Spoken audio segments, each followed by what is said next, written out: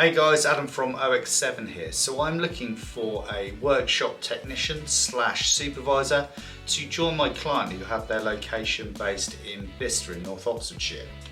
Now these guys provide their products to primarily the oil and gas industry, and they're looking for somebody with a very strong mechanical engineering background.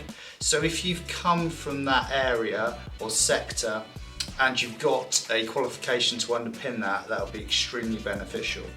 In terms of salary, we're looking at 36 to 38k dependent on experience, and we're looking for somebody who's looking to take the next step in their career, somebody who's looking to move up to supervisor level.